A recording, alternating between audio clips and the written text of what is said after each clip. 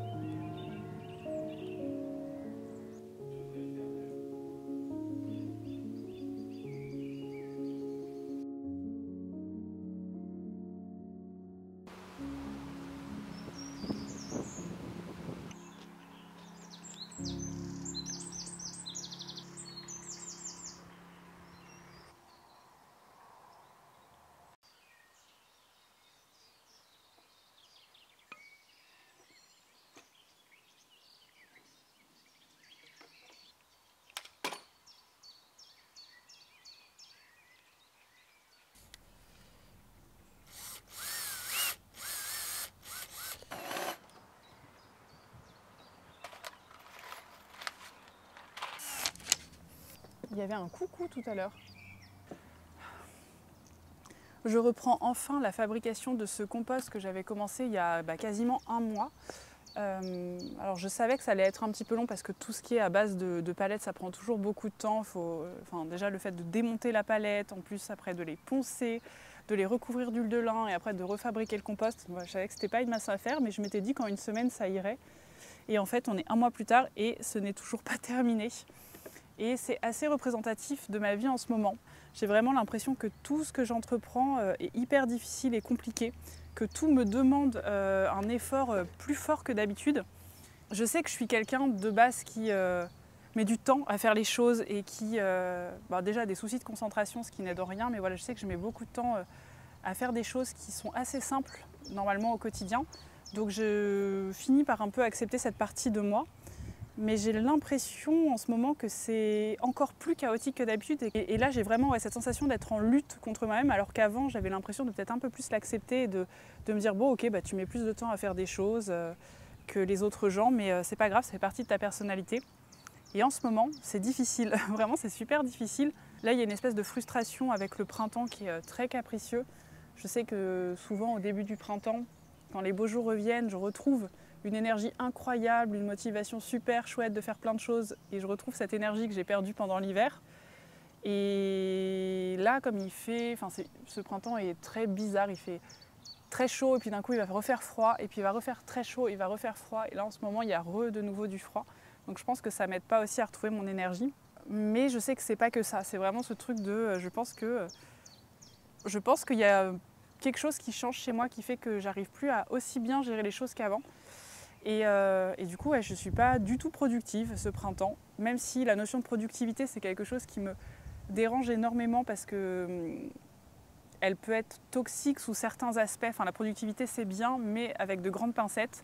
Et c'est une notion que j'essaye de beaucoup déconstruire dans mon quotidien, d'autant plus que mon métier, ma vie privée se touchent et se frôlent de très près. Donc j'essaye vraiment de toujours me questionner sur cette question de productivité, de me dire alors est-ce que cette chose que j'entreprends, est-ce que c'est vraiment primordial que je la fasse tout de suite ou que je mette la pression beaucoup dessus, est-ce qu'elle est perso, est-ce qu'elle est professionnelle? Et en fait je me rends compte que très souvent la notion est limite et que c'est difficile des fois pour moi de discerner un peu les deux. Par exemple ce compost qui pourrait être quelque chose de totalement personnel en est devenu presque quelque chose de professionnel puisque là je me suis mis un peu la pression pour le finir parce que je voulais essayer que ce compost soit terminé, que j'arrive à filmer le montage et que dans cette vidéo vous voyez le fait que j'arrive à terminer le compost et que vous le voyez d'une façon finie. Et donc du coup je me suis mis la pression pour le compost alors que faire un compost normalement c'est un truc qui est cool et qui te détend. Et là j'étais presque anxieuse à l'idée de me dire mince je vais peut-être pas réussir à le finir à temps pour cette vidéo. Il y a déjà eu une autre vidéo où il y avait le compost dedans et du coup c'est pas terminé. Donc il y a toujours un peu une dissonance sur ce qui est pro et perso et j'ai un peu du mal à trouver mon équilibre. Et je remarque aussi que j'ai de plus en plus de mal à m'organiser et que, en fait, peut-être parce que justement tout est plus compliqué, que j'ai du mal à me concentrer, que tout est difficile, j'ai l'impression que mon organisation du coup ne fonctionne plus. Celle qui fonctionnait avant ne fonctionne plus maintenant. Et tout ce que j'entreprends est plus compliqué, me demande beaucoup plus de temps. En fait, j'ai l'impression que chaque chose me procure une charge mentale beaucoup plus élevée qu'avant. Et ça me procure beaucoup de stress, ce dont je me passerais bien parce que je suis déjà assez anxieuse de base pour plein de trucs. Par exemple, là, ça fait plusieurs semaines que j'essaye de m'organiser un voyage que je veux faire déjà depuis plusieurs années et qu'à chaque fois je recule. Et je me suis dit que cette année, c'était la bonne année pour le faire. Et en fait, je n'arrive pas à prendre le temps de l'organiser parce qu'à chaque fois que j'essaye de me dire « allez, là, je me pose et j'essaye de commencer à organiser un peu ce voyage », j'ai l'impression de devoir prioriser toujours des choses plus importantes et de me dire « ah mais non, tu as ça de plus important à faire avant ». Et que quand je commence un petit peu à le faire, à me poser devant cette organisation, à culpabiliser, à me dire « mais non, mais tu as des trucs beaucoup plus importants à faire ». Et donc du coup, de ne pas réussir à le faire parce que je ne prends pas le temps, parce que je culpabilise et aussi parce que je suis un peu dissipée et que j'entreprends toujours plein de choses en même temps et que j'arrive pas à le faire. Je ne sais pas comment ça se fait. Et c'est ça pour tout plein d'autres trucs. Par exemple, je vais pour aller faire mes courses, trucs simples du quotidien, et en me disant je pars faire mes courses, donc je pars pour prendre mon sac, sortir de chez moi, aller faire mes courses.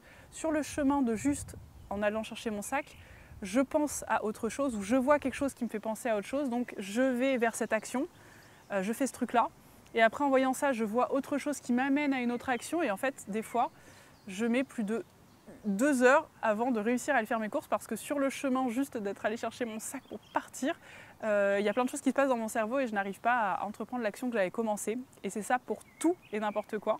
Et je suis extrêmement dissipée en ce moment. Le montage des vidéos c'est pareil, avant ça me demandait seulement 2-3 jours de montage. Maintenant je sais qu'il faut que je prenne au moins une semaine d'avance avant de réussir à faire le montage parce que ma concentration est tellement nulle que du coup tout me demande plus de temps.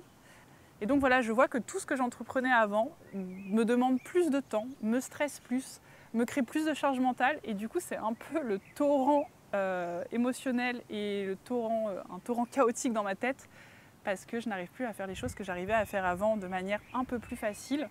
Et du coup je me questionne beaucoup sur ma manière de fonctionner et sur peut-être comment me réorganiser pour réussir à retrouver un peu de sérénité au quotidien parce que tout est devenu source d'angoisse maintenant et c'est pas du tout agréable. D'autant plus que cette question de productivité du coup reste toujours un peu en fond puisque tout ce que j'entreprends, toutes les choses que j'entreprends de manière professionnelle, quand je mets du temps à les faire et que je galère à m'organiser, c'est d'autant plus de stress parce que je vois que je ne suis pas productive et ça me stresse énormément. Donc voilà, j'aimerais réussir à me reséréniser par rapport à ça, mais je pense que voilà, ça va être juste une question d'organisation et de peut-être aussi voir les priorités. Je sais que par exemple des fois, y a des choses qui vont beaucoup me stresser, d'avoir des gros trucs à faire, notamment en ce moment c'est une période un peu stressante du point de vue administratif parce que en avril, du coup c'est le début du trimestre, donc il y a la déclaration URSSAF à faire et puis il y a aussi la déclaration annuelle des artistes-auteurs qui pop au milieu du mois d'avril et c'est aussi la période des impôts. Et donc je me faisais une énorme montagne de tout ça à faire d'un coup et en fait juste en me disant début avril je fais l'URSSAF, mi-avril, je fais la déclaration d'artiste-auteur et début mi-mai, je fais les impôts. Et en fait, de segmenter ces choses que j'avais à faire et du coup d'en faire des plus petites choses à faire, ça m'a vachement aidé. Je fais les choses petit à petit, donc là, il ne me reste plus que la déclaration d'impôts à faire. Et du coup, je ne vois plus un gros monstre immense de trucs administratifs à faire et ça m'a vachement aidé. Donc je pense que je vais continuer un peu cette chose à faire des listes en me disant des choses à faire sur la journée, des choses à faire sur la semaine et des choses à faire sur le mois. Comme ça aide un peu et ça crée une visibilité d'organisation qui est quand même pas mal. Et de temps en temps, je peux piocher dans des trucs du mois à faire en me disant hop, là j'ai du temps, je peux faire ça. Et ça aide pas mal, je pense. Et donc du coup, de prioriser ces choses-là, ça aide à libérer mon esprit et être un peu plus sereine pour pouvoir entreprendre les autres actions par la suite. Notamment là, j'étais un peu anxieuse parce que cette vidéo aurait dû sortir dimanche dernier. Et en fait, ma semaine s'est pas passée comme j'avais prévu qu'elle se passe. J'ai eu beaucoup de choses qui sont tombées un peu au dernier moment et j'avais pas pris d'avance sur le montage. Et donc du coup, au fil des jours qui passaient, je voyais que cette vidéo ne serait jamais prête à temps. Et je me suis mis la pression pour essayer de la finir jusqu'au dernier moment et en fait, j'ai pas réussi. Donc elle sort avec une semaine de retard et c'est quelque chose qui m'a beaucoup pris la tête, qui était dans mon cerveau. Et quand je sors une vidéo, mon cerveau, mon esprit se libère d'un coup parce que c'est quand même un gros truc de monter une vidéo YouTube. Donc quand j'ai terminé le montage, je me sens hyper libérée. Pendant 2-3 jours, je suis trop bien. Et là, je savais qu'en reculant le montage de cette vidéo, mon esprit n'allait pas se séréniser tout de suite. Et je sais que là, pendant une semaine, je vais avoir encore un peu ça dans ma tête et que du coup, je vais y réfléchir et ça va prendre une partie de mon cerveau. Je pense que c'est important de se dire qu'il y a des choses qui sont importantes et d'autres qui le sont moins et que si on ne les fait pas tout de suite, c'est pas très très grave. Notamment cette vidéo YouTube, elle sort avec une semaine de retard, au final c'est pas si grave. C'est un peu embêtant pour moi parce que c'est quelque chose de professionnel, donc en termes de revenus, de référencement, moi il y a plein de paramètres qui rentrent en compte quand je sors une vidéo avec un peu de retard et j'aimerais me détacher de tout ça. Mais voilà, je pense qu'il faut que j'essaye de me lâcher un peu la grappe aussi et de relativiser un petit peu sur pas mal de choses.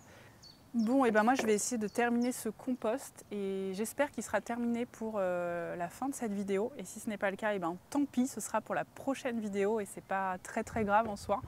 Mais j'avoue que j'aimerais bien le voir terminer parce que ça me fait de la peine de voir ces planches en latence depuis plus d'1 mois. Dès que je passe devant, je me dis ah purée, tu n'as toujours pas terminé ton compost, mais c'est quand même pas possible, c'est pas très compliqué, il te reste plus qu'à assembler tout et à le terminer. Et donc voilà, donc je pense que je vais essayer de le terminer aussi pour mon bien-être mental et d'être satisfaite de le voir dans le jardin et de pouvoir l'utiliser. Je pense que ça me procurera beaucoup de fierté aussi. Donc, je vais le terminer. Enfin, je vais essayer. Et bien finalement, j'ai pas réussi à terminer ce compost avant la fin de la vidéo. En bricolage, c'est toujours compliqué parce qu'il y a toujours des petits galères de dernière minute, beaucoup d'imprévus. Et là, j'avais des vis soit trop grandes ou soit trop petites et j'avais vraiment pas la bonne taille de vis. Et du coup, ça impliquait qu'il fallait que j'aille acheter des vis. Et ça a rajouté un truc qui n'était pas du tout prévu. Donc mentalement, j'étais pas du tout disposée à ajouter cette tâche supplémentaire dans le bricolage. Il va falloir que j'aille acheter des vis pour terminer ce compost. Donc j'espère vraiment que vous le verrez dans la prochaine vidéo.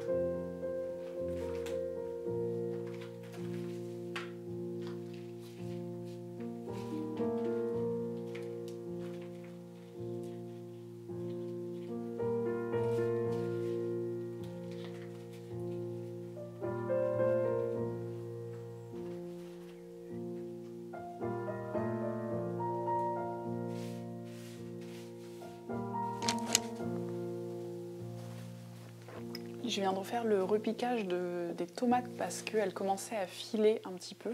Donc là, je les ai séparées et je suis en train de les repiquer, de bien les réenfoncer dans la terre pour qu'elles soient bien. Et je fais la petite technique du caressage des fleurs. Je ne sais pas si vous connaissez cette technique. En fait, c'est très agréable. Il suffit juste de caresser les plants comme ça, que ce soit les plants de tomates ou tous vos autres plants, pour simuler le vent et ça les renforce. Et comme ça, petit à petit, elles seront plus résistantes au vent et en fait, elles se renforcent comme ça.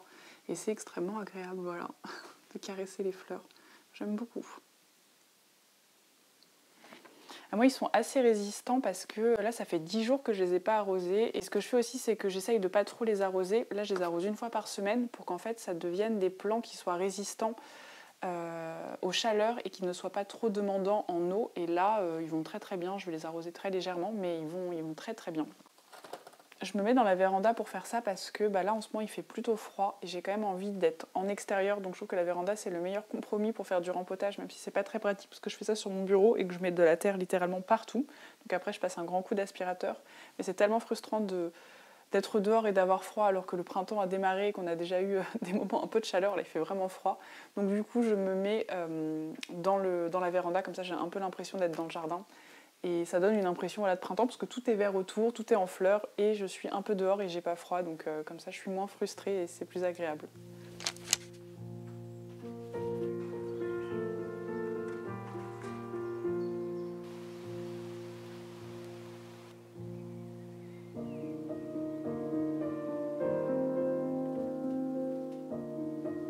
Il est parfois difficile de garder l'équilibre, de trouver un juste milieu qui nous fait nous sentir bien, dans nos projets, dans nos relations ou tout ce qui régit et occupe nos vies finalement. Parce qu'on se compare en permanence, qu'on nous répète sans cesse qu'il faut être rapide et productif, qu'être lent c'est être feignant. Il y a encore beaucoup d'injonctions à la lenteur qu'on associe souvent à la paresse. La vitesse ne définit en rien la valeur de notre travail. Alors si, comme moi, vous avancez lentement, célébrez plutôt l'escargot qui est en vous et ne vous comparez pas trop aux autres. Si pour vous, une petite colline paraît une montagne, eh bien, prenez le temps qu'il vous faudra pour la gravir.